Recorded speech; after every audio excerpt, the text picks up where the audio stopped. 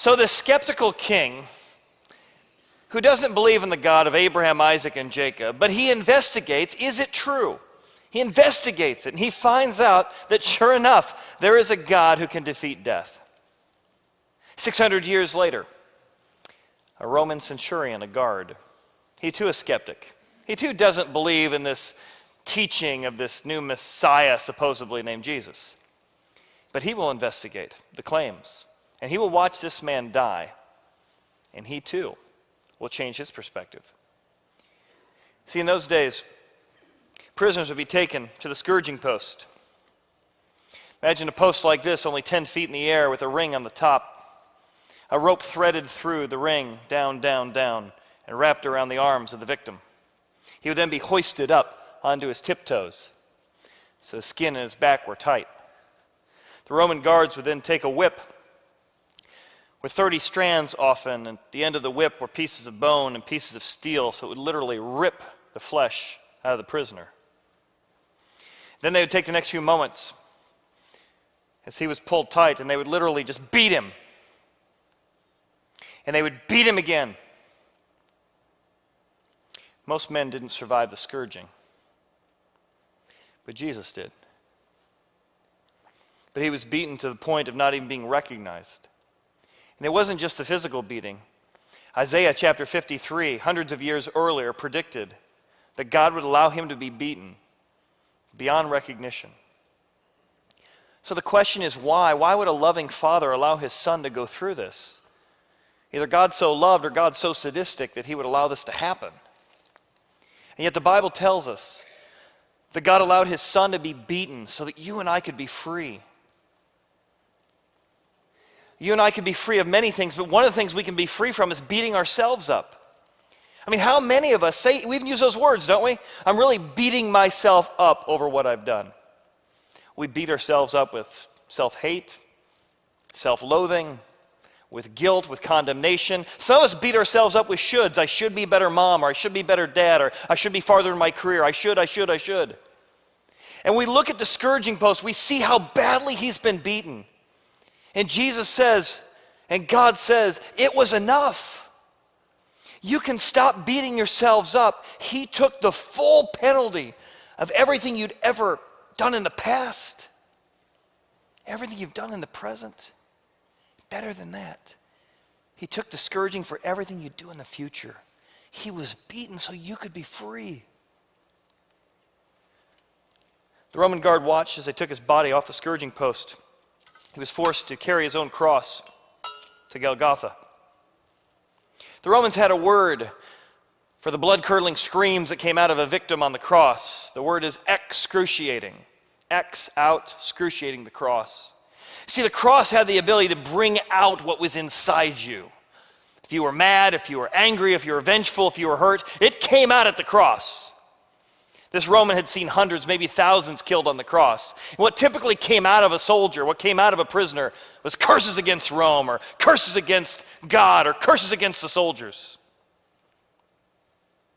So he must have wondered, wonder what will come out of this young rabbi when we put him on the cross. They took nails, placed his body on the cross, and they pounded nails into his hands and into his feet.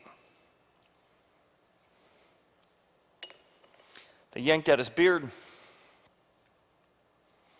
His friends turned their back on him. The nation turns against him. And death on a cross was ultimately death by suffocation, because you couldn't even breathe without pushing yourself up on that nail to get a breath, let alone to cry or yell or scream. So as he pushed up on that nail, the Roman centurion knew he was about to say something. What would come out of him? He must have leaned in. What will come out of the rabbi? Jesus pushed up on that nail, and what came out of him was a blood-curdling, excruciating battle cry of forgiveness when he said, Father, Father, forgive them, for they know not what they do. The soldier is stunned. He is stunned. He has seen so many cry. Never has he seen a battle cry of love. Never has he seen a battle cry of forgiveness and peace. He is stunned by the toughness and yet the tenderness of this man. to die such an honorable death.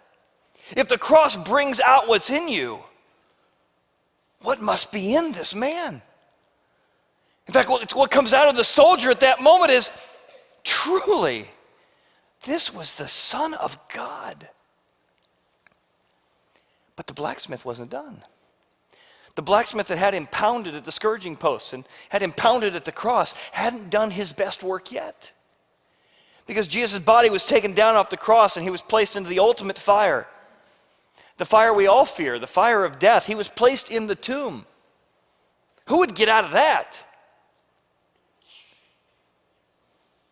And yet, 3 days later, when all hope seemed gone, the blacksmith reached into the fire and raised his son from the dead. He pulled him out, an earthquake occurred, a boulder rolled back, centurion guards fell down, and Jesus presented himself as the beautiful instrument that God pulled out of the fire with a brand new body, a real, physical, painless body that could eat, that could hug, that could touch.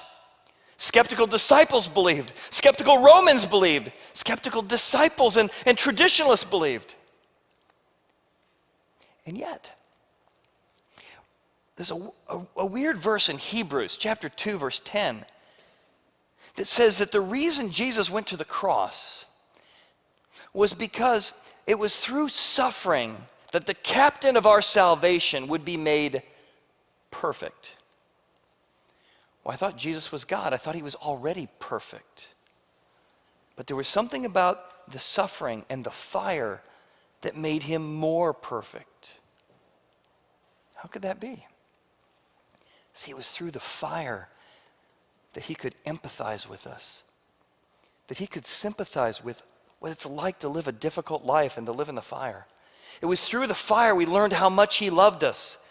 A life of convenience and comfort would never have shown us what he was willing to do to reconnect with us. It is through the fire that he proved himself to be the captain, the commander of salvation, worthy of our very lives. It was in the fire that he made a way that sons and daughters could come to glory. They could know for sure that they'd be in heaven with him, confidently, perfectly. You see, we're all in a blacksmith shop. And if God could work all things together for good in Jesus' life through these difficult times, we could know for sure that if he lives in us, he will work all things together for good in our lives as well. Some of us are in the blacksmith shop and we're broken tools. We're broken in the corner, and we said a long time ago, yeah, I believe in Jesus, maybe God, maybe he made the world, but I can't trust him with my life. We've got lots of reasons why we supposedly don't trust him, but it's really because we don't like the fires he's put us through. We blame God for the anvils in our life. We blame him for the fires we've been through. So we lay broken. Others of us are in the fire, and God is molding us and shaping us to form us into something we couldn't even imagine. Others of us are on the anvil, and we're being pounded and we don't like it. But we're saying, I'm going to trust that the blacksmith has a vision for my life that's even bigger than my own. But others of us are tools. We just sense the pleasure being used by God right now in this world to make a difference, the way he's created us and the way he's shaped us right now. See, the blacksmith loves making tools. He loves shaping tools. He loves his tools, so much so that he went to great lengths to rescue his tools. And I know the feeling. Years ago, I lost my favorite tool. It's my Craftsman drill. I've had this thing for 10 years. I had it out in the boat, don't ask me why, going across the church lake, and all of a sudden it fell off the side.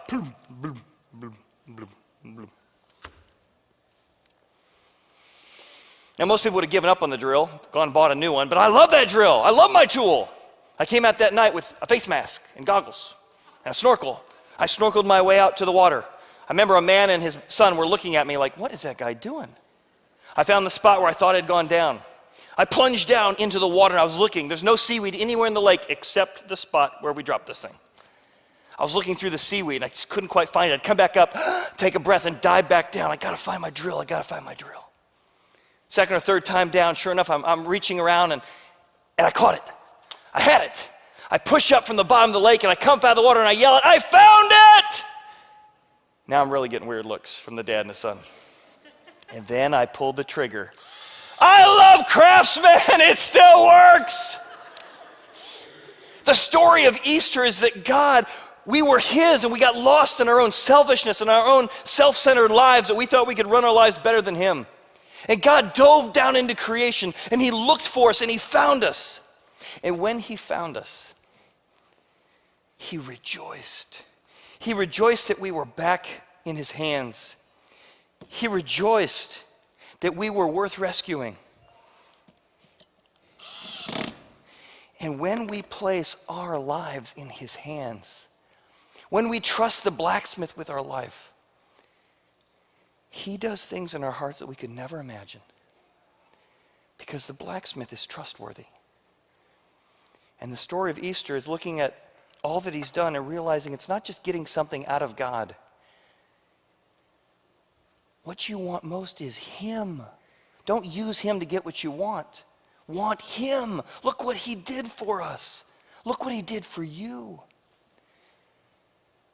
If you want to know a blacksmith like that, I want to give you a chance to pray a prayer. To just tell God you want to trust him anew. Let's bow our heads together.